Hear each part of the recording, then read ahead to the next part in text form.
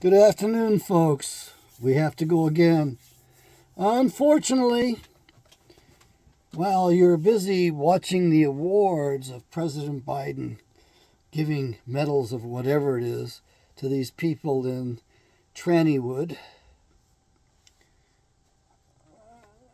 our country has declared war, waging war against Russia at this point. And they're pulling a big one over on us.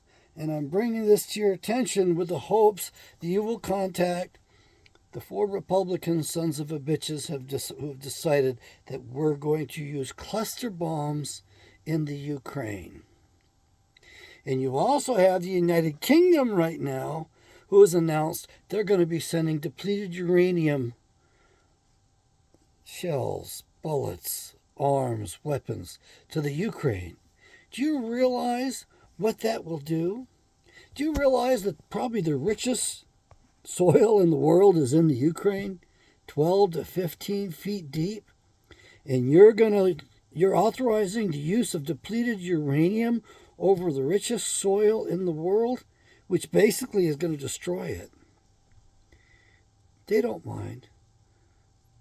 United Kingdom doesn't mind. The future king, he hasn't been coronated yet. He doesn't mind at all. He's an evil, wicked man. The people in D.C. don't mind. Biden is an evil, wicked man, as are those 4 Republicans, including Roger Wicker out of Mississippi.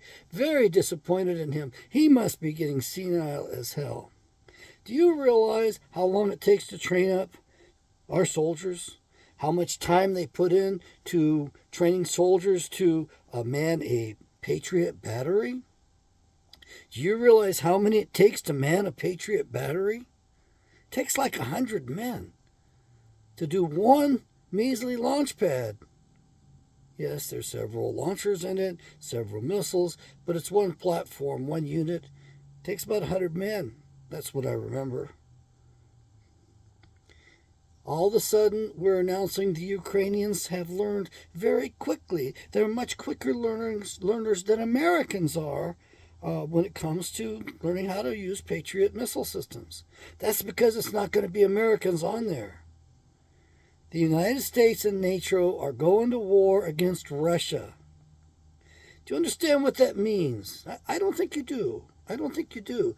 So I have pulled up here on YouTube what was posted 5 months ago by Tibosaurus Rex on YouTube.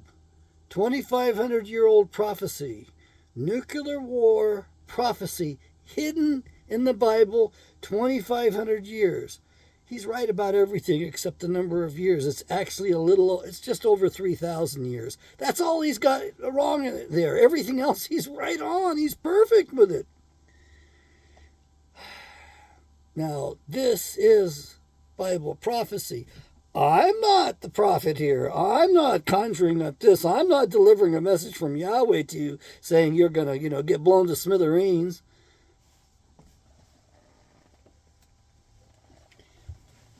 There are several passages in the Bible in which Yahweh is referring to Sodom and Gomorrah. But these are all after Sodom and Gomorrah have been nuked. Written afterwards by prophets afterwards, starting with Isaiah in his first chapter. They start mentioning this stuff for a reason, because God isn't done with his nukes yet. And at this point, the nukes are going to be coming to the United States of America. And if this land gets irradiated, especially those wonderful liberal cities with all of their cobalt bombs, yes, every one of those Tesla batteries that they approved has got cobalt in it, and when that becomes irradiated, the toxins from that irradiated cobalt last a lot longer than the toxins from the nuclear bomb that irradiated it. So it's going to be very rough to inhabit North America for millennia, not centuries, millennia, probably hundreds of millennia. Hundreds of thousands of years. I don't know what the toxicity is for that stuff, for cobalt. Go look it up. Put it in the notes for the rest of us. So here I'm looking at this. Nuclear war prophecy hidden in the Bible 2,500 years ago. Rex Reviews. Posted 5 months ago, has only 59,000 reviews. It's 28 minutes, 55 seconds long. Go there. Thank Rex. And you can thank him in my name, Dr. Kent. I'm directing you there for a reason. Now, this is the video he's released just 5 months ago. But a little over a decade ago, he released 3 videos. It was a 3-part series in depth. And that's where the real meat and potatoes is. It will describe the biblical terms and the different ways to interpret those and to apply those. Because some of those are symbolic. Because the prophet didn't know what an ICBM was. He's trying to describe it to you as best he can in the language he has from 3,000 years ago. He didn't know what a nuclear missile was, or a nuclear warhead, or any of that. He does his best to describe it, and the terms that he has are exquisite. And go watch Rex Reviews Bible Prophecy. Forward that on to your senators, your congressmen, your congresswomen. Let them know you don't want to go to war with Russia. Why? This is the fight between good and evil, and Russia is not evil, and America is not good. The evil ones are hiding behind the scenes on both sides, manipulating this. I think the Illuminati is the best word to apply to it, and they come in several forms, including Jesuit form, rabbi form. There's several different layers of these son of a bitches hidden throughout other legitimate, decent peoples, hiding behind them. So, this is the passage in the Bible that sort of trips me. This is the one that gets me. Now, just so that you understand what I'm talking about, and what we're talking about is right there. You read that? That's Sodom 2.0. All right? Underlined. You can see the fluorescent highlighter. Jeremiah chapter 23. So you got 2 major prophets writing about it, plus others. You got Ezra and you got Daniel. And I'm willing to bet you Ezekiel's in behind this too. Oh, and by the way, the little guy who wrote the description, the detailed description of the multiple independent reentry vehicles, the MIRVs, and all the nuclear warheads, the nuclear bombs and stuff, that was Zechariah, the minor prophet. He's not minor because he's not important. He's minor because there's only a little bit of a passage in the Bible on him. A total of 14 chapters. These other guys are major because they got big books, like 50 chapters or something.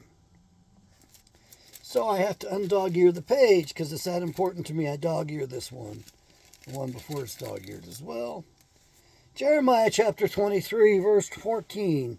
And I have also seen in the prophets of Jerusalem a horrible thing. They committed adultery and walk in lies.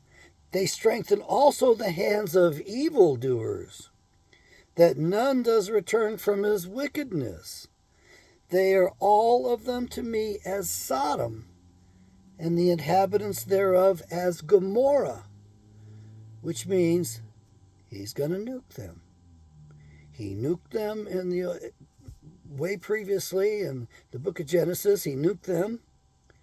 He got Lot out of there and nuked their asses. And in case you want to know, we got the physical proof. We found the big hill, and they went into that thing. They buried down in it. They excavated the whole thing. And when they got to the level of destruction, the whole party, all of the people working on it were silent. They didn't talk to each other even much. For 6 weeks, they were speechless. They were so depressed. It was so damn depressing. And they saw that the bodies were all aligned away from the blast zone. They also cataloged every broken joint, every damage that they could. They cataloged it as a forensic scene, as if it was a crime scene. And what did they find at that level in the middle of this hell? They find a crystal. It's a pretty good sized crystal, if I got the right scale. And this crystal it intrigued them. They wanted to know what it was. And so they brought it back to the States. Went to New Mexico. Went to Sandia Labs. Sandia Labs took one look at the crystal and said, demanded to know, where did you get this? And the reason for that demand was because that crystal is found only at nuclear blast sites. So we know that hellfire and brimstone, also called sacrificial fire, if you go to Rex's work on this stuff, and gets mistranslated as two women in a basket with a lead lid on top of them. Okay, in other words, our interpretation's not very great.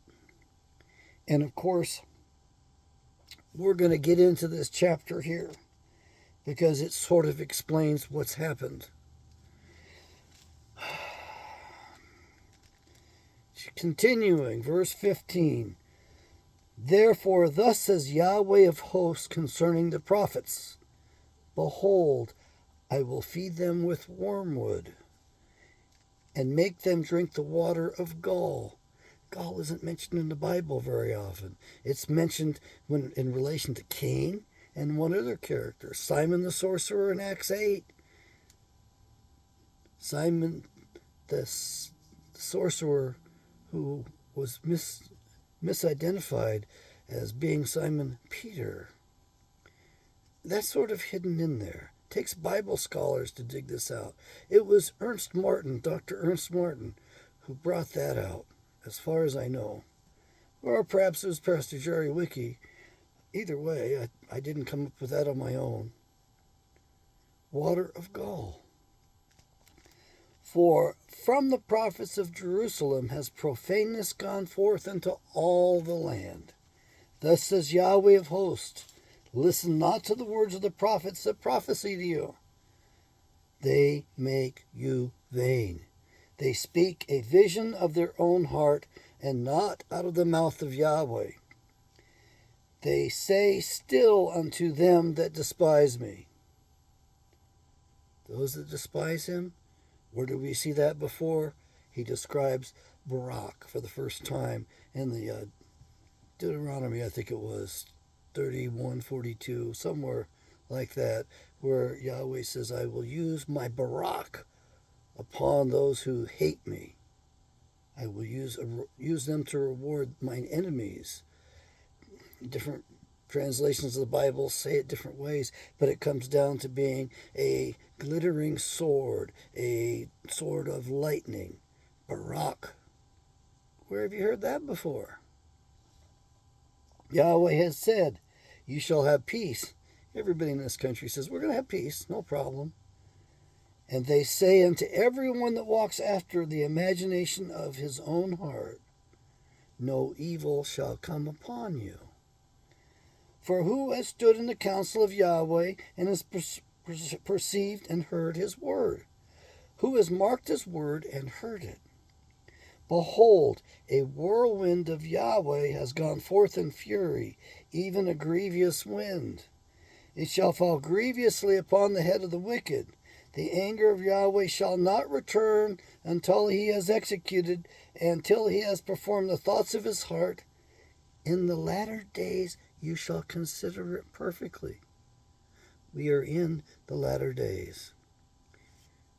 The cycle is 12,086 years long, and this one ends in the year 2046. So it looks like all this stuff that's been prophesied in here, including these several different things that are the days of the Lord. Wow. Looks like there's plenty of time for all that to come true still. Looks like it's all going to come true. Continuing, verse 21. I have not sent these prophets, yet they ran. I have not spoken to them, yet they prophesied. But if they had stood in my counsel and had caused my people to hear my words, then they should have turned them from their evil way and from their evil of their doings. Am I a God at hand, says Yahweh, and not a God afar off? Can any hide himself in secret places that I shall not see him, says Yahweh? Do not I fill heaven and earth, says Yahweh? I have heard what the prophet said. That prophecy lies in my name, saying, I have dreamed. How long shall this be in the heart of the prophets? The prophecy lies. Yet they are prophets of the deceit of their own heart, which cause my people to forget my name. By their dreams which they tell every man to his neighbor, as their fathers have forgotten my name for Baal.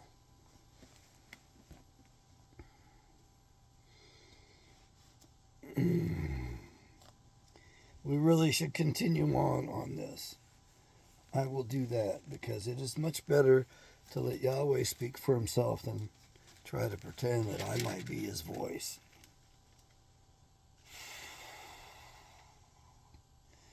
By the way, let's back up in this particular chapter. Again, we're in chapter 23 of Jeremiah. And now I understand this a little bit better. You see, there's going to be a future exodus out of the north. The exodus out of Russia was not the exodus mentioned here. The exodus out of Russia is kind of a weird deal. Those aren't real, bona fide members, descendants of the house of Judah. I don't believe that. They're not certainly members of the house of Israel. So, I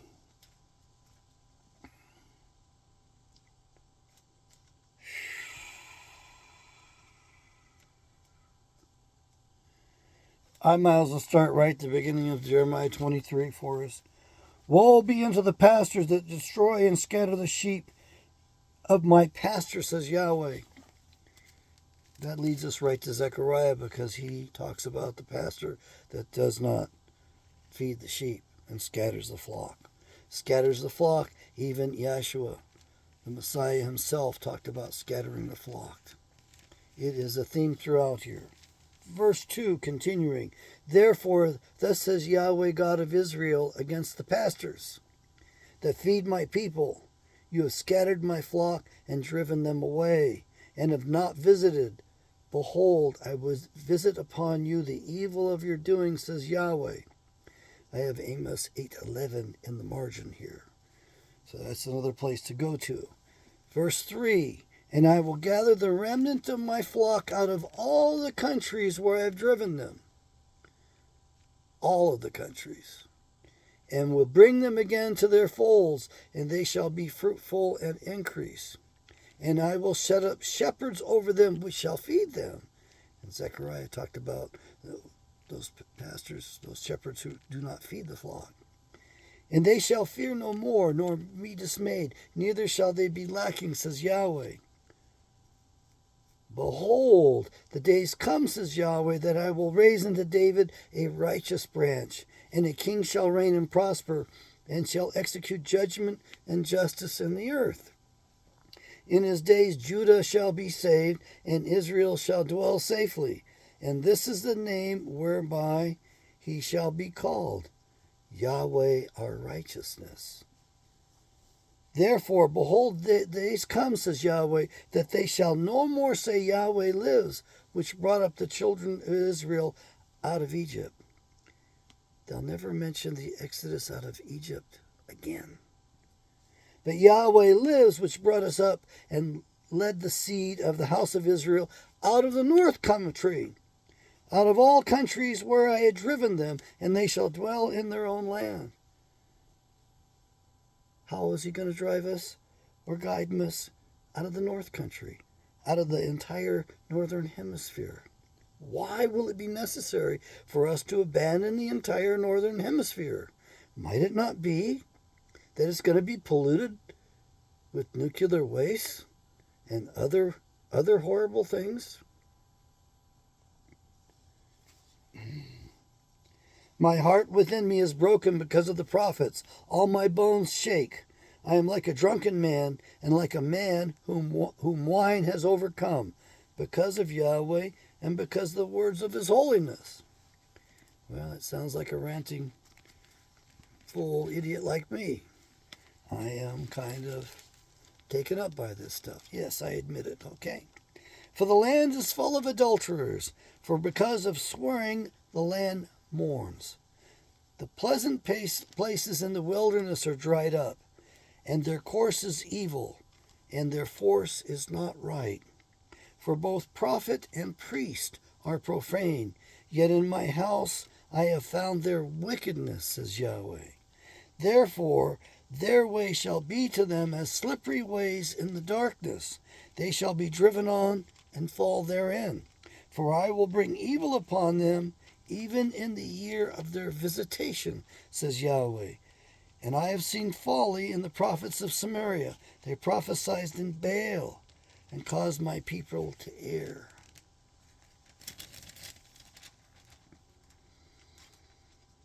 I think that we understand why people are going to be going back to the promised land. Because if there's an equal exchange between Russia and America, the northern hemisphere is going to be pretty sick and toxic for quite a while. The other thing is that the bulk of the Caucasian people, the white people, the descendants of Israel, the man, are in the United States and in Russia. Russia has the second biggest population of Israelites in the world. The United States having the first biggest population of Israelites.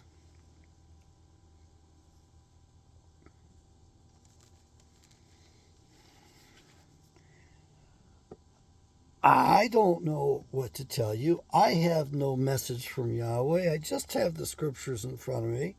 I've read them a little bit. I think I have some understanding. And of course, key verses which think to cause my people to forget my name, Yahweh. And we just recently got that put back in the Bible in 2015. It was taken out by Ptolemy II in 275 BC. As their fathers have forgotten my name for Baal, the god of the wicked ones. Would that be God, Gadriel, the fallen angel who seduced Eve and fathered Cain?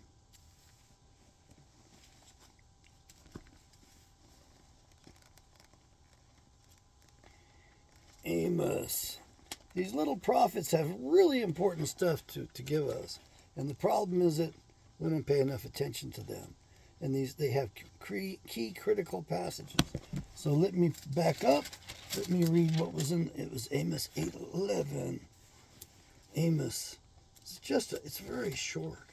Very short. I mean, it's like, what, 3 or 4?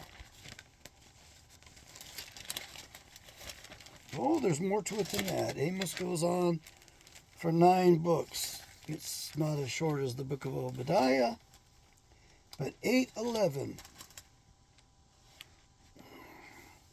Behold, the days come, says the Lord Yahweh, that I will send a famine in the land, not a famine of bread, nor a thirst for water, but of hearing the words of Yahweh. And they shall wander from sea to sea, and from the north even to the east, and they shall run to and fro and seek the word of Yahweh, and shall not find it. In that day shall the fair virgins and young men faint for thirst, for they that swear by the sin of Samaria, and say, your God, O Dan, lives, and the manner of Beersheba lives, even they shall fall and never rise up again.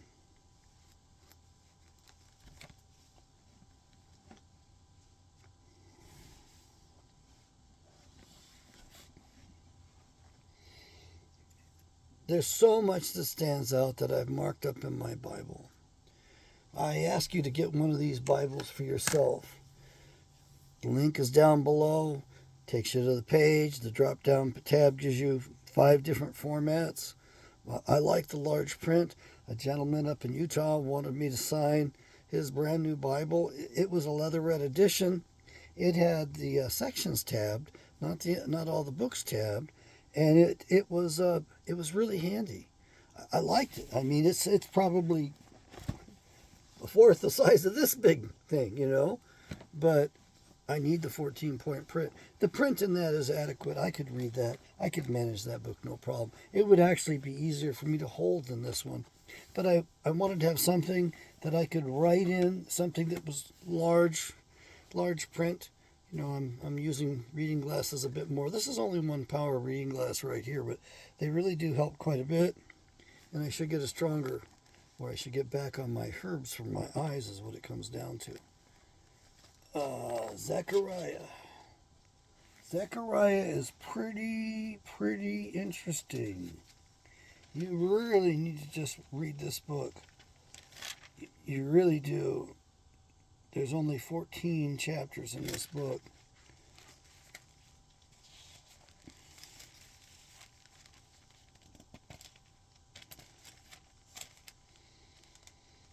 And here we are in Zechariah 5.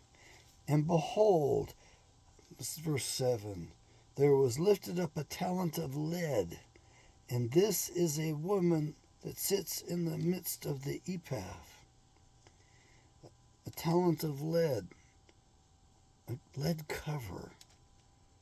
Why does it have to have lead? A very heavy metal. Zechariah wouldn't have known about any of the other really heavy metals we have today. And this word woman, this is what was interpreted another way by Rex Tibosaurus. And he said, this is wickedness, and he cast it into the midst of the ephah, and he cast the weight of lead upon the mouth thereof.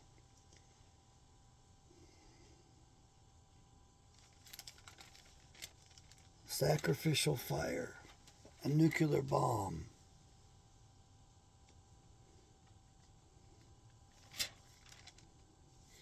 You need to go to Rex's video.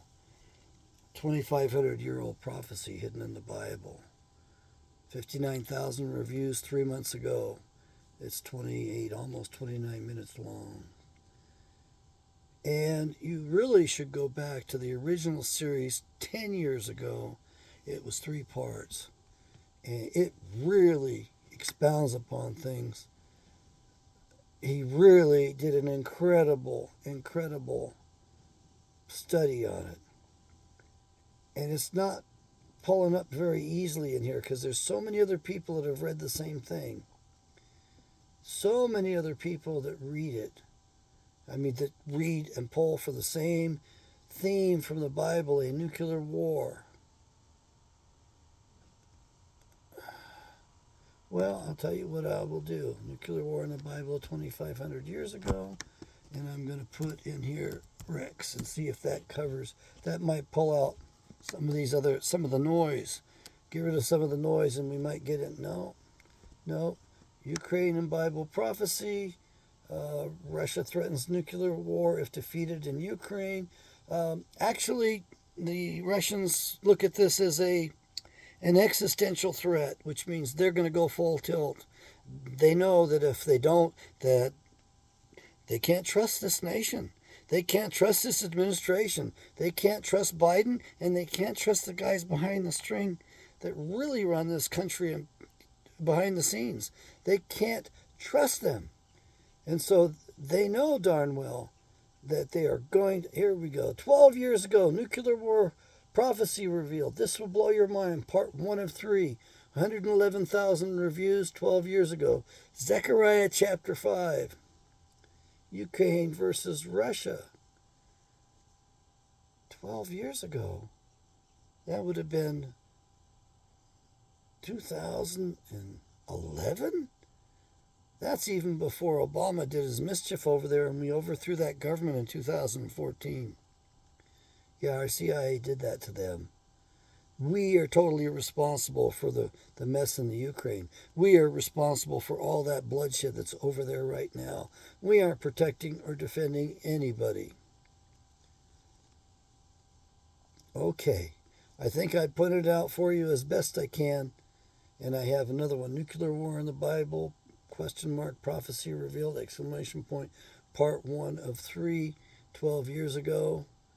And ICBMs, SLBMs. I don't know what those things are, even myself. I should know. We are escalating this war. While they're busy distracting the rest of us with perhaps arresting President Trump, and while they're busy celebrating, giving each other medals in Washington, D.C. for I don't know what, it's not worthy of anything, far as I can see. While they're doing that, they're setting this war up right now. It's going to fly, folks. I thought it would not. I thought maybe we would back off. There was some talk about backing off recently. But these people, these neocons, are crazy. And there's nothing that you can do about it. I mean, actually, the only thing you can do about it is complain to your senators and your congressmen and demand that they take Biden out of office immediately for prosecuting an illegal war in the Ukraine. It's not a defense of the Ukraine. Putin stepped into that country legally and honestly to defend the people in the Donbass who are being genocided by the Nazis, the 3 different Nazi brigades, private armies supposedly, that were in the Ukraine that the Ukraine claimed they had no control over. They were putting missiles in on their own people. They were shooting at their own people. And all of those war atrocities that they want to charge Putin with, as far as I'm concerned, let's let them all get charged. Let's give them Biden. Let's give them his administration. They're guilty of war crimes. And look at the dumbass people in the military lying to the American people. They're losing like crazy in there. Ukrainians have been getting slaughtered badly. They've been getting decimated. That jackass president of theirs is the world's highest paid actor right now. He's the highest paid actor in the whole planet. He's a pervert. He's a Jew. And he ain't Ukrainian. He's a Russian. That's the most amazing thing to me.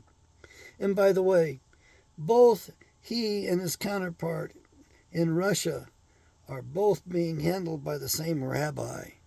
That gets me. No, that's not on the Jewish people. But we do have a rabbi in New York City who's recently said that the Jews have to destroy Western civilization. My God, I can't think of a more effective blow than to get a nuclear war going. The problem is, it's going to be really bad for everybody. They've got continent busters today. Bombs so powerful that they are said to be able to blow up continents. So if they blow up one of these new big bombs in the Middle East, I guess it'll take out most of Europe with it. It's that big, that powerful.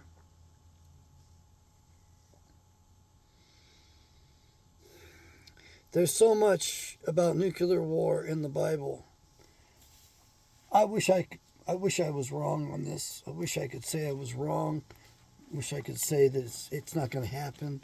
I've been wrong about a lot of things in my life. I bring things to your attention, bring things to the attention of others with the hopes I can take some of the energy away because it's being talked about and being revealed. I don't think there's enough talking that can be done, enough calls to D.C. that can put an end to this. You got people like Lindsey Graham honking for war. If Senator John McCain was alive, you can bet he'd be pushing for it. These are controlled men. They shouldn't even be in the Senate. If there wasn't a 17th Amendment, which is illegal as hell, unconstitutional, they wouldn't be in the Senate. They'd be gone in a heartbeat. I pray to God that we can get our own house in order, that we can correct ourselves and we can repent from this. They're saying that we're going to go blow up the bridge to Crimea. As if that's not going to have an impact on something? As if there's not going to be any payback? How long do you think it's going to take before they go to nukes? I don't even think it could take a day. I could see the escalation. They take out the bridge to Crimea, and they start using Patriot missiles armed by American contractors, and they start using depleted uranium rounds, which destroy the land anyway. I think that Mr. Putin will have to use his full nuclear arsenal. Not only that, I think he gets the Chinese to toss in their lot with us as well. I don't think these folks want war. The warmongers are our own neocons and the evil ones that are handling them. The evil ones behind the scenes that have got control over everything and everyone. The deep state people. They are very evil. They kill presidents. They kill anybody they want. They kill inventors. If you don't go along with their program, they wipe you out and your family out. They reward all kinds of things because they own the planet.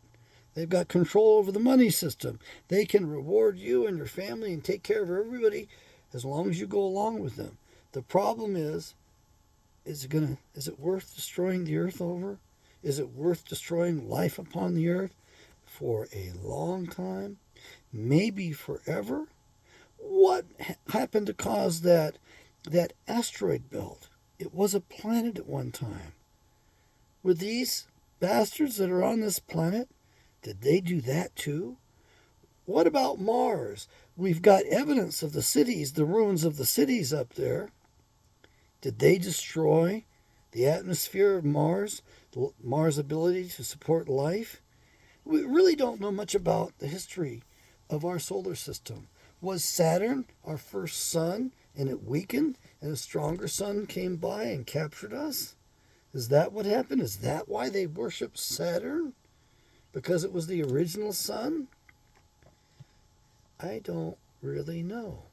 All I know is that we're on the verge of nuclear war, and you and I don't have a thing to say about it. We can't put a stop to it, far as I can see. Yeah, we could have if we'd gone down the right path a few years ago. Maybe if I started this channel a decade ago. I didn't have the insight that Rex had. I'm a latecomer to this game. I know I look like an old man, but this stuff is pretty new to me. I've only been reading the Bible for, 15 years maybe? Not long enough. So I'm pleading with you. Contact your congressman and tell them you want Biden taken out of office. You want Biden-Harris taken out of office. I think that man who's our Speaker of the House would make a fine president. He's not 100% where I want him to be. He walked around with the Ukraine flag colors out of his doggone pocket during the doggone run, to become Speaker of the House. I didn't like that much. He stumbled into some proper things. He's actually amazed me. He might make a good president. Make a better president than Harris would. A better president than it would be a complete change of that administration, which is what we need in D.C. right now. Those neocons down there, Sullivan, those people that practice pipeline diplomacy, which means blowing up pipeline diplomacy. I'm sorry, folks. We've got too much guilt on our hands. I think we ought to just fess up and become a part of the world community instead of trying to run the show. I think we need a multipolar world. I don't think America can handle a long-term war again. We don't have the industrial base to be able to do it. Our leaders, beginning with Ronald Reagan, Red Ronnie, and they didn't call him Red Ronnie for no reason at all. That's when they began to shift our businesses over to China. Began under Ronald Reagan. That's also the year that they decided to give immunity to the immune manufacturers, to the vaccine manufacturers. And they sacrificed the children doing that. A lot of bad things happened during the Reagan administration. Yes, Yes, his vice president tried to do what LBJ did to his president, which is assassinate him. Tried a couple of times to take Reagan out. Didn't make it, but did manage to disable the man enough so that Bush Sr. was able to run that White House for a couple of years during the Reagan presidency, plus his own terms. So he probably ran it for a total of 10 years, the last 2 years of the first Reagan administration and the 4 years of the second term in office. There's 6 years there, plus the 4 years he got himself. No, he's a wicked man from a wicked family. They're players. They're worse than the Clintons. They're worse than many of them. I don't think they're worse than the Rockefellers. The Rockefellers have done some really bad stuff. They all want to play God. They all want to set themselves up above God. Even Soros will tell you that he's a God because he determines the fates of other peoples. Stop worshiping any man. Stop worshiping man's law. Start worshiping Yahweh and Yahweh's law. Get a foundation so we can rebuild our nation. It's not going to happen under the Republicans. It's certainly not going to happen underneath these communist Democrats. They're all traitors at this point. They don't dare speak up. They can't do it. They all signed pledges to support that little country Israel, which is not Israel proper. They aren't the descendants of Israel the man. Rothschild land is what it should be called. And their original family name was Bauer. Okay, folks, I'm going to wind it up there. We have covered a little bit in the Bible today. This is an urgent awakening Israel. Yahweh bless. Make America good again.